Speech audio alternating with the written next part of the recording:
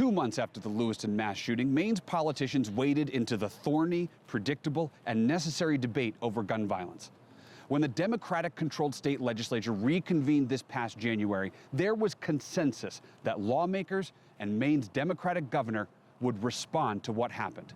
The question was how. Phil Hirschkorn picks up the story from there. Robert Card's attack on the just-in-time bowling alley and Schmenge's bar last October 25th was personal for Maine State Senator Peggy Rotundo. She knew many of the victims. Lewiston is in her district. I'm constantly running into people who were there that night in the bowling alley who don't necessarily talk about this a lot. When the Maine State Legislature reconvened this year, Rotundo, a Democrat, was out front on a slew of gun safety bills. We owe this to Maine families so they can go out to a movie or to a restaurant without fear.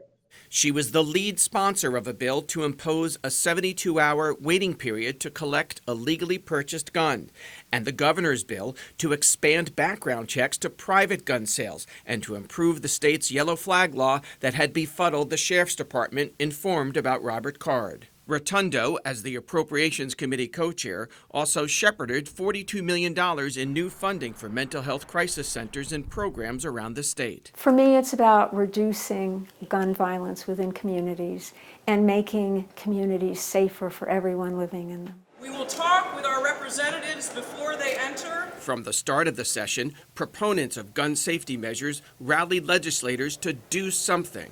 My son was killed on October 25th. Do I think anyone should ever own an assault rifle that can do this kind of damage in such a short time? No. And these magazines that give people, humans, less of a chance than an animal if you're hunting. It's a horrible thing to think about. Ignore the will of the people of Maine. Public hearings on the bills lasted many hours as Mainers on both sides got a chance to speak their minds. All the tools were in place to prevent the tragedy in Lewiston. To propose new laws, rules, or regulations that would not have prevented this tragedy is asinine. We who have endured such heartache and loss are asking why in God's name can't we pass common sense gun safety legislation that's been proven to reduce the risk of gun violence. The 72-hour waiting period didn't get enough votes to pass the year before, but Rotundo and other supporters felt it would now. The number of people killed in Lewiston was roughly equivalent to Maine's year-long average.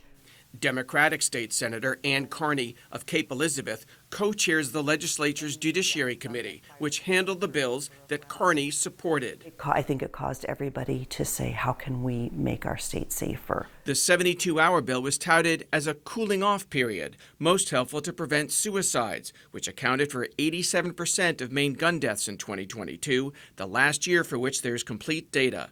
In 2022, 268 Mainers died by suicide, and 58% used a gun. The Lewiston mass shooter legally purchased his murder weapon at a store 3 months, not 3 days before his attack. And people will say to me, well, that wouldn't have stopped, Robert Card. What difference does it make? Well, would it have saved people's lives in Lewiston on October 25th? No. But will it save lives in Maine going forward? Absolutely.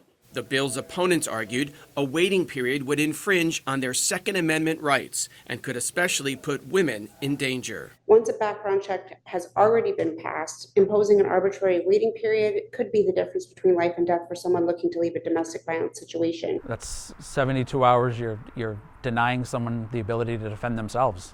Republican State Senator Matt Harrington of Sanford, who's also a police officer, is his party's leader on criminal justice issues. In the example of my district, 3/4 of my district doesn't have a police department.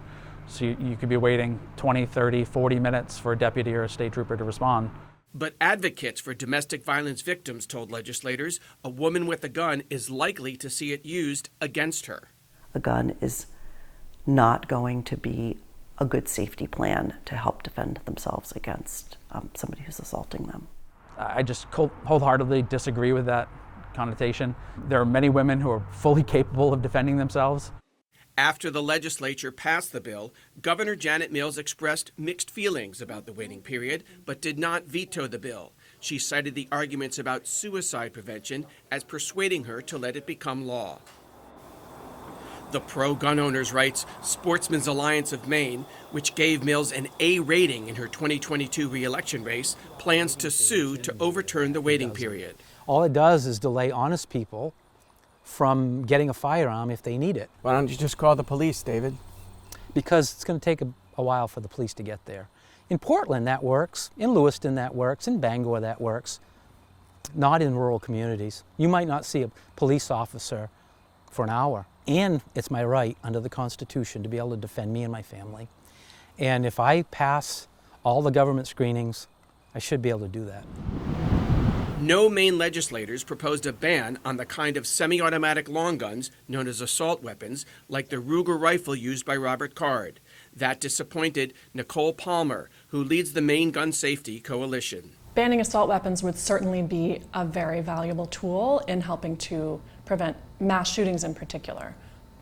Almost all mass shootings are performed with an assault rifle. We know this. The Maine legislature did not consider even a draft bill for any kind of assault weapons ban. Why not? So I have a couple answers to that question. First of all, what is an assault weapon? Carney believes the debate would have been mired in disputes over merely defining which guns qualify as an assault weapon. And as a practical matter, there weren't enough votes for a ban. We didn't try to regulate semi-automatic weapons, but we did try to prevent semi-automatic weapons from being modified so that they function like machine guns. The legislature approved a Carney-sponsored ban on the sale of rapid-fire devices known as bump stocks. But Governor Mills vetoed it, calling its language so broad and ambiguous it could unintentionally ban guns used for hunting and target shooting. Can you explain why you didn't sign? I asked the governor, who has opposed an assault weapons ban, why the idea wasn't even part of the conversation. I'm not going to offer an opinion on any other law that's not in front of me, any other proposal that's not in front of me, frankly. Maine Democratic Congressman Jared Golden, historically an opponent of gun control measures, lives in Lewiston and represents Maine's more conservative 2nd Congressional District. He surprised everyone one day after the mass shooting with this declaration. I have opposed efforts to ban deadly weapons of war like the assault rifle used to carry out this crime. The time has now come for me to take responsibility for this failure, which is why I now call on the United States Congress to ban assault rifles. But in Washington, in the Republican-led U.S. House of Representatives, a proposed ban was a non-starter, as was a bill from independent Maine Senator Angus King to limit magazine capacity for rifles and shotguns to 10 bullets.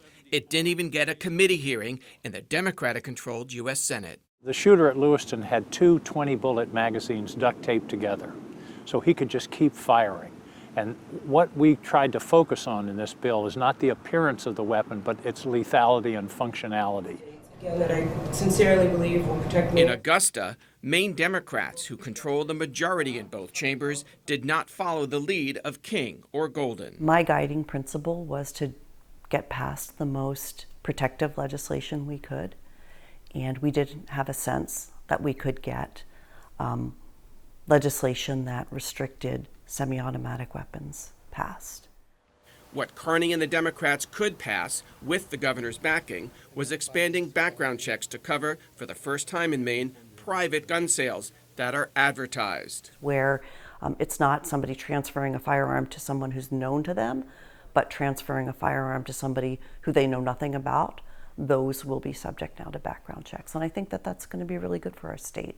The Maine Sportsmen's Alliance opposed the new law. My members don't support expanding background checks because of the fears they have of where it can all go, to a registry, a database, that sort of thing. But I think a lot of these laws are built to make people feel safe.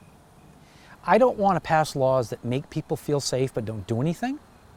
And that's what it feels like some of these laws were, is we got to do something. We've had this crisis and this tragedy, and we got to pass something so that people feel safer. It's actually ludicrous that we passed this law. Harrington sees a loophole in the new law that was designed to close a loophole. As long as they're not advertising it, hypothetically, it's perfectly legal for me to buy a gun same day in the back of a van in a Walmart parking lot, but a law-abiding gun owner who wants to go buy it at a federal firearms dealer can't buy it same day. Maine legislators, as requested by the governor, updated the state's yellow flag law. It now lets law enforcement officers go to a judge to obtain a warrant to take someone who's unresponsive or uncooperative, as Robert Card was, into protective custody. That first step toward obtaining a weapons restriction order. And that does directly address what happened in Lewiston. Requirements have been met. Nicole Palmer supported the change, but wants Maine to go further, to adopt a red flag law that would allow families to bypass law enforcement and petition a court to confiscate the guns belonging to people deemed dangerous to themselves or others. If family members, the people who are closest to an individual and in the best position most of the time to be able to understand when something is seriously wrong, they could bypass all of those pieces and go directly to the court. The person doesn't have to be taken into custody. And for some family members, they don't want their loved one to be taken into custody and put in the back of a police car. They can just go directly to the court, present their evidence, and get the order. A red flag bill, hastily introduced in the closing days of the legislative session, never got a floor vote in the Maine House. If the legislature fails to pass the bill in the coming year, Palmer's coalition plans to bring the issue to Maine voters in a ballot referendum. Republicans and the Sportsmen's Alliance of Maine plan to fight it. The yellow flag is a far superior system. The family members can already participate in a yellow flag. They're saying it's cumbersome, but yet it's saving lives. As a law enforcement officer, I don't want to knock on someone's door to seize their weapons based on the statement of, simply based on the statement of a friend or relative. When it comes to gun safety issues, there is a stark partisan divide in Augusta, as tallied by the Maine Gun Safety Coalition report card. No Republicans voted for the 72-hour waiting period, background checks for private sales, or the bump stock ban. It's devastating because it's not like the bullets distinguish between Democrats and Republicans. The kids of Democrats and Republicans are equally in danger in schools. You know, these are human lives. Lewiston Senator Peggy Rotundo believes October 25th changed hearts and minds. You know, this tragedy took place in our community, but what people need to realize is it could have taken place in any community. We're amazingly resilient. We're moving forward, but there's still great pain.